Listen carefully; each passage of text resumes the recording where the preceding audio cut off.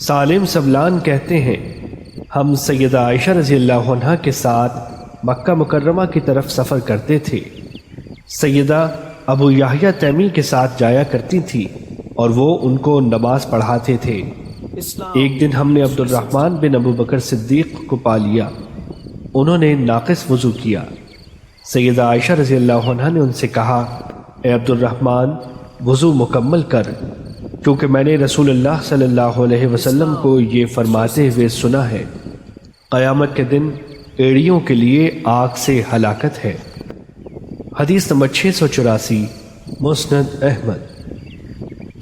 دوسری سند ابو سلمہ کہتے ہیں جب سیدنا عبد الرحمن رضی اللہ عنہ نے سیدہ عائشہ رضی اللہ عنہ کی موجودگی میں وضو کیا تو انہوں نے ان سے کہا، اے عبد الرحمن وضو مکمل طور پر کر، کیونکہ میں نے رسول اللہ صلی اللہ علیہ وسلم کو یہ فرماتے ہوئے سنا، ایڑیوں کے اوپر والے حصوں کے لیے آگ سے ہلاکت ہے۔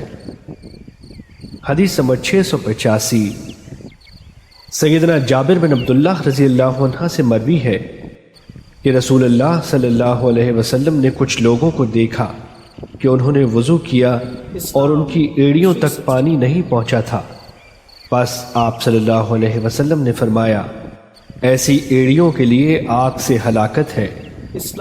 حدیث نمبر 686 مسند احمد۔ سیدنا عبداللہ بن عمرو بن عاص رضی اللہ عنہ سے مروی ہے کہ رسول اللہ صلی اللہ علیہ وسلم نے کچھ لوگوں کو دیکھا کہ انہوں نے وضو کیا لیکن ان کی ایڑیوں کی خشکی واضح طور پر نظر آ رہی تھی، اس لیے آپ صلی اللہ علیہ وسلم نے فرمایا، ایسی ایڑیوں کے لیے آگ سے ہلاکت ہے، پوری طرح وضو کرو۔ حدیث نمبر 687 مسند احمد۔